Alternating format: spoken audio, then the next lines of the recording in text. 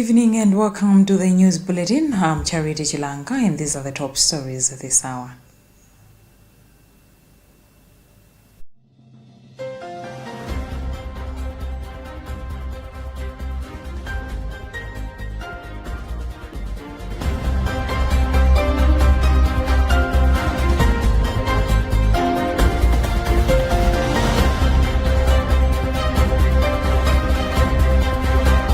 Pope Leo XIV encourages Catholic charities to persevere in serving the poor.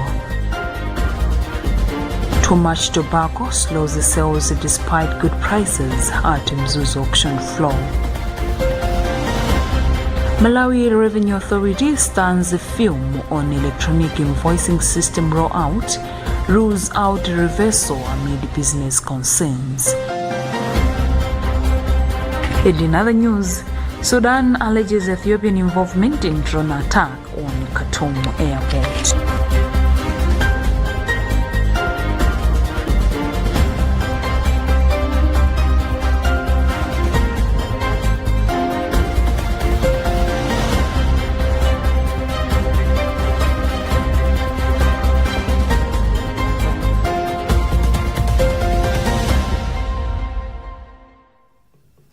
We'll bring you full details on these stories and others. Stay tuned.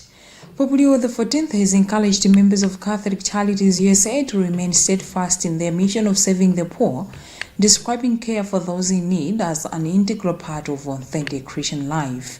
During a meeting at the Vatican with the Board of Directors of Catholic Charities USA, the Holy Father acknowledged the many challenges faced by those who seek to live out the gospel through charitable service. We have a Vatican News report read in our studios by Tandewe Mzumara. Addressing the delegation, Pope Leo XIV noted that both personal and institutional difficulties often arise in efforts to assist the most vulnerable.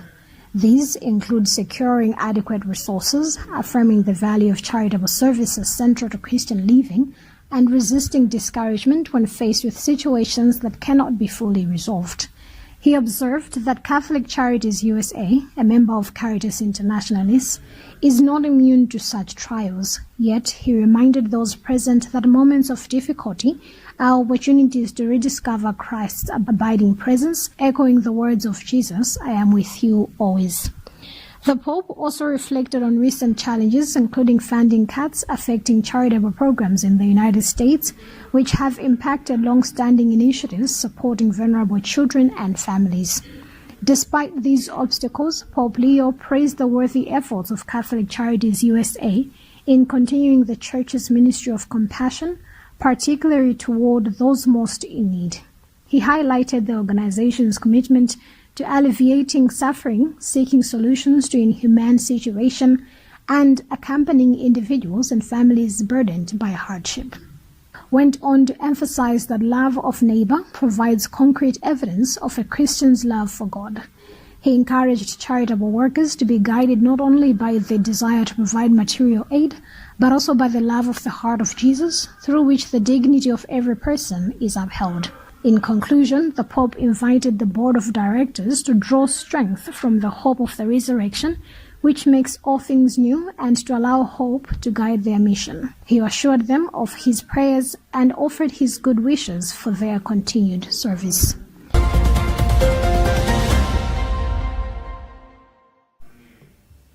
Minister of Agriculture, Irrigation and Water Development, Loza Mbelizi, has expressed concern over the slow pace of tobacco sales despite prices improving, saying too much tobacco on the global market is affecting buyers' decisions. Speaking after opening the Mzuzu auction floors, Mbelizi said although the market is showing signs of improvement, sales are still moving slowly because international buyers are delaying purchases due to excess supply worldwide. Constance Kantemeni has more details in this report.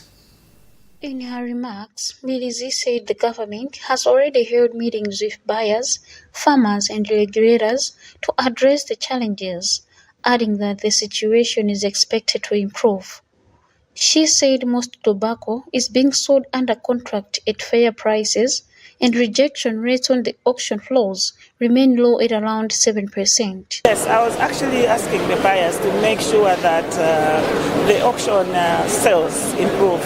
And I see that they are improving, but the pace is very slow. So it's quite a concern, but we are getting better, and I'm very happy with that. Meanwhile, Abel Kalimabanda, president of Tama Farmers Trust, welcomed the better prices but raised concern over high rejection rates, saying it is unfair for farmers to be turned away at the market. I'm happy to see that there is an improvement in terms of pricing, but not on rejection. On pricing, I think the buyers are honoring the agreement what we agreed as the industry, that they have to put something on top of the minimum price that's been offered been given by the government. At the Nzuzu floors, more than 1,000 bales are offered for sale on both contract and auction markets, with prices going above $3 per kilogram on contract sales and close to that on auction, showing a good start despite concerns over slow sales and rejections.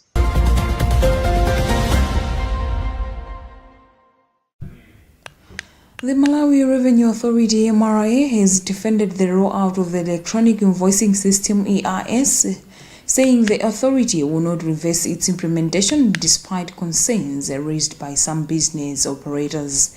Speaking on Tuesday afternoon during a press briefing held at the MRA headquarters in Blantyre, Commissioner General Felix Kingston Tamblase clarified that the EIS is not a new tax or an entirely new system, but rather an upgrade of the existing electronic fiscal devices (EFTs) currently used by VAT-registered businesses.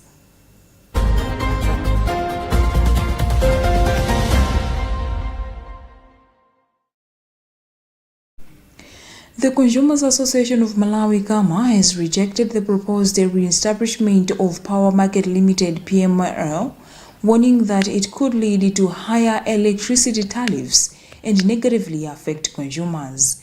CAMA Executive Director John Capito has argued that PML previously contributed to increased cost without adding value, noting that in 2023 about 30% of a proposed 99% tariff hike was linked to PML's administrative expenses. Emmanuel Chocha reports. Capito highlighted that electricity access in Malawi remains low, with only 11 to 15% of the population connected, largely due to high cost and persistent blackout. He maintained that the reintroduction of PML is premature, as the power market is not yet developed enough to justify an independent institution. Instead, CAMA has urged the government to focus on strengthening ESCOM to improve efficiency and protect consumers from unnecessary tariff increases. There is re-establishment of Power Market Limited will have serious negative economic impacts on consumers, as its survival is dependent on raising fuel tariffs, which are already high, and Malawians are struggling to pay.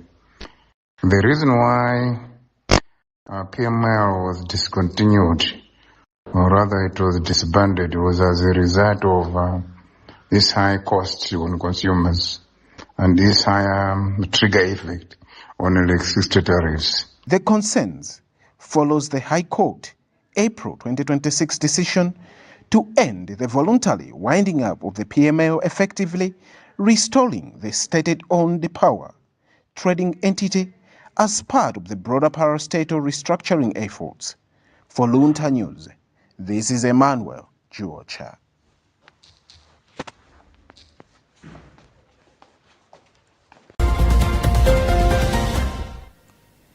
Midwives in the country have been urged to work hard and remain committed to their duties in order to improve the quality of healthcare services being delivered across various health facilities as the world commemorates the International Day of Midwife.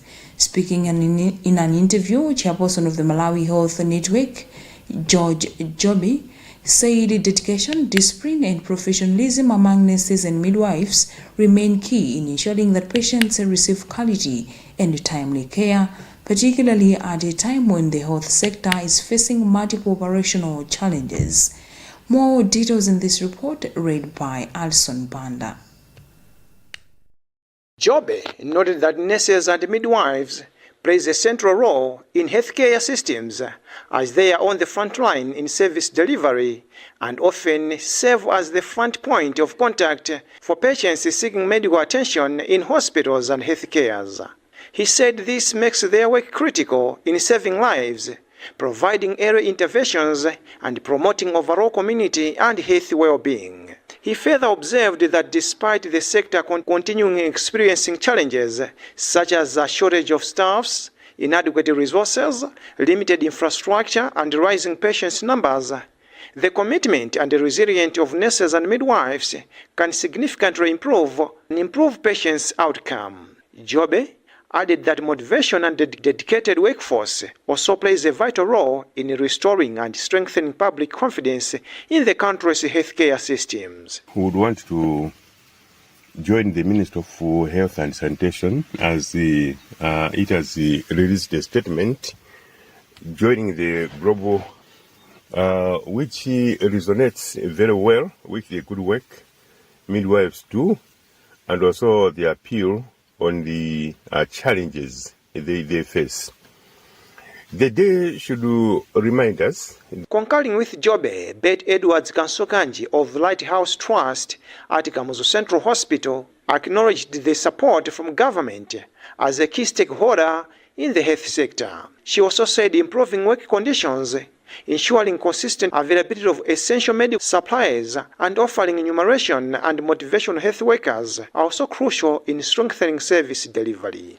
I feel like Nurses' Day is a very beautiful day for us nurses, as it was set aside in the month of May. Every year we celebrate once, just to look at a nurse and appreciate the good job that we do as nurses. Most of the times, those people who are in care, that are taking care of others, are forgotten.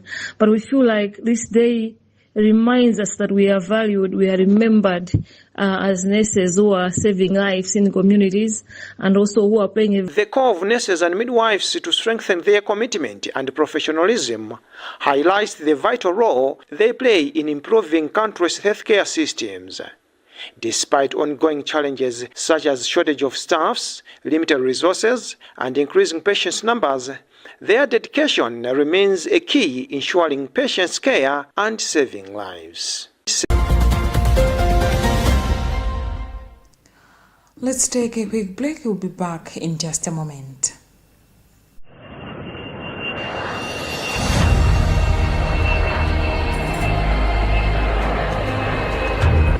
Announcement: transition to cashless ticketing. Malawi Airlines would like to inform all valued customers that effective 1st May, all ticket purchases will be conducted exclusively through cashless transactions. As part of this transition, payment will be accepted via bank transfers and POS machines for various banks available at our offices. This measure is designed to streamline our processes, reduce transaction times, and ensure a safer, more secure way of completing bookings. Cashless ticketing will complement our existing online booking platforms, our website, and our mobile application while aligning with global aviation practices that embrace digital payment solutions. We encourage all customers to prepare for this change by making use of the available electronic payment facilities. Our sales and airport staff will be available to guide and assist customers during this transition. For further assistance, please contact our customer service team via customerrelations@malawianairlines.com or call our support line. We remain committed to serving you with dignity, efficiency, and care as we embrace this new chapter. This announcement is brought to you by Malawi Airlines Management. Malawi Airlines, from the warm heart of Africa.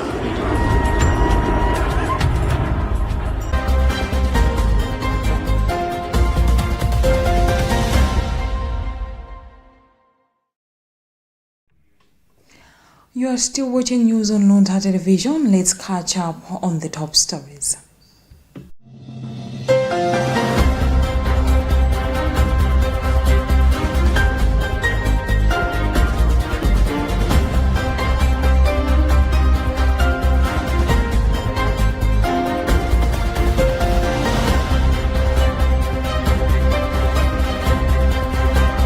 Pope Leo XIV encourages Catholic charities to persevere in serving the poor.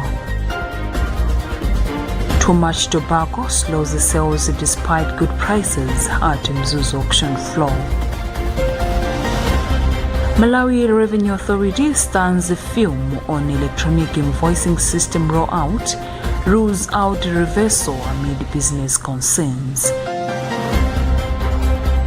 And in other news, Sudan alleges Ethiopian involvement in drone attack on Khartoum airport.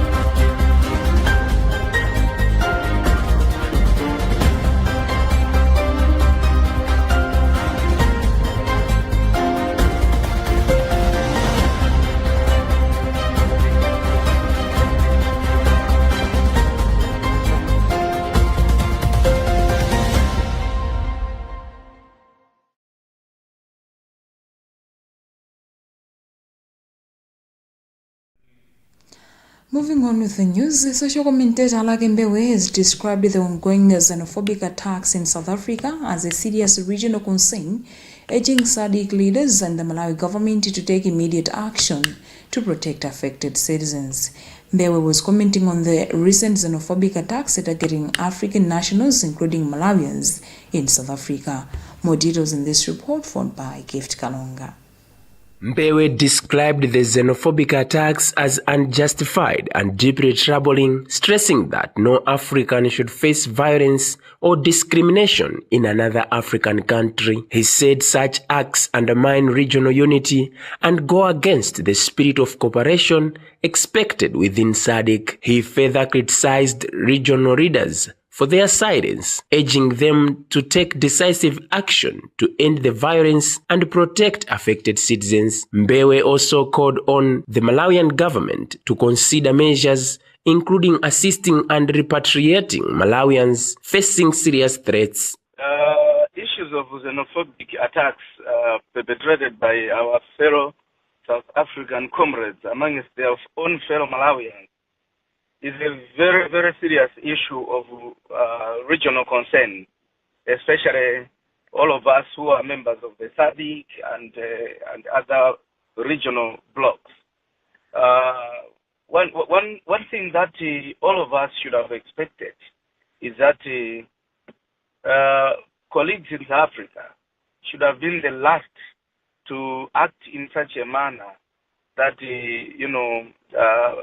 perpetrates violence, attacks, and... On his part, Ministry of Foreign Affairs spokesperson Charles Nkaramba said the government will provide more information on the matter once it receives a comprehensive report on the xenophobic attacks in South Africa. We're expecting to get a report today as the missions on the situation, so I should be able to update you after we get that report.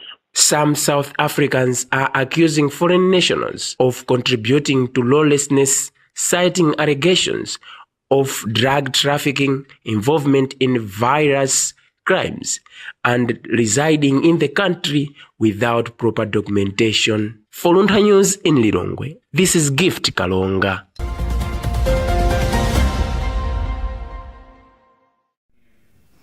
Economic challenges have been cited as a major driver behind the rising number of suicide cases in the country, particularly among men who face increasing financial pressure to provide for their families. Mental health and charity advocate Herbert Chawinga cited as tobacco sales rejection as one issue that has worsened the situation, leaving many men burdened with debts and unmet expectations, ultimately pushing some to take their own lives. Fales Chizombe reports.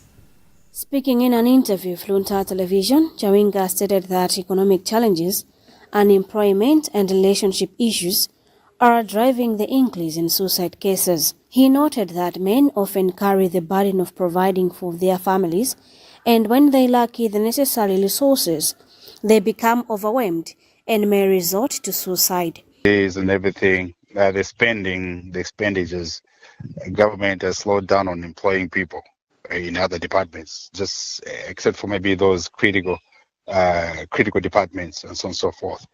So all that will leave people jobless, will leave men who are taken as heads of the family, really desperate.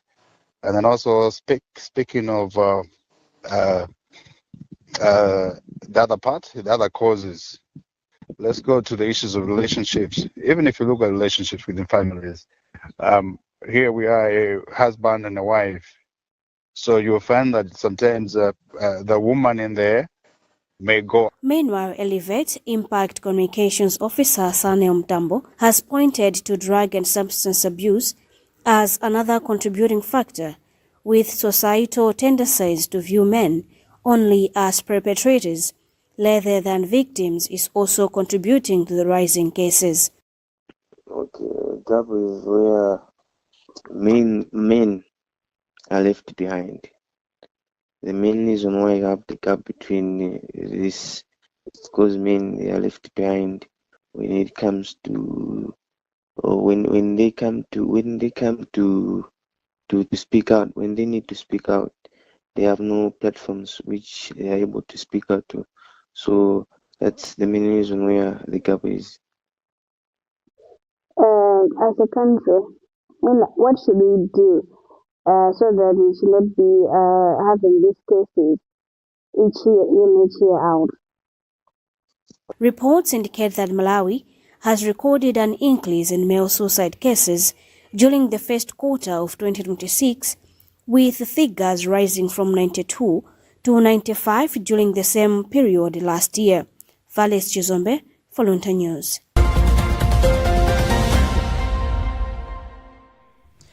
And in other news, Sudan's military government says it shot down a drone targeting Khartoum International Airport on Monday, accusing neighboring Ethiopia of involvement in the attempted strike. The incident marks the latest escalation in Sudan's ongoing conflict, now in its fourth year, which has pushed the country closer to collapse. We have an African News report read by Tandiwe Mzumara. Airport officials said the drone, launched by the paramilitary Rapid Support Forces, was intercepted by air defenses as it approached from the south, causing no casualties or damage. The military later confirmed the interception. The attack comes days after at least 5 people were killed in a separate drone strike that hit a civilian vehicle on the outskirts of the capital. Sudanese authorities allege the drone was launched from a neighboring country, with officials later accusing Ethiopia of playing a role. The government has since recalled its ambassador to Ethiopia for consultations, citing what it described as evidence linking multiple recent drone strikes to Ethiopia's Bahir Dar airport. Officials also accused the United Arab Emirates of supplying the drones, an allegation the UAE has repeatedly denied. Despite the attempted strike, operations at Khartoum International Airport resumed after a brief suspension for safety checks. The airport's reopening last year had been seen as a key step toward restoring normal life in the capital. Khartoum, once the epicenter of the war between the army and the RSF, had seen a period of relative calm after being recaptured by government forces through sporadic attacks, have recently resumed.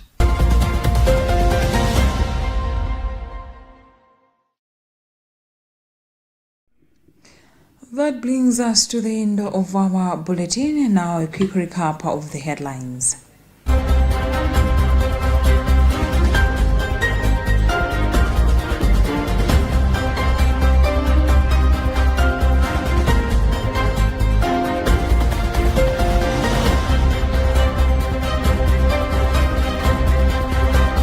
Pope Leo XIV encourages Catholic charities to persevere in serving the poor. Too much tobacco slows the sales despite good prices at Mzuzu auction floor. Malawi Revenue Authority stands firm on electronic invoicing system rollout, rules out reversal amid business concerns. And in other news, Sudan alleges Ethiopian involvement in drone attack on Khartoum airport.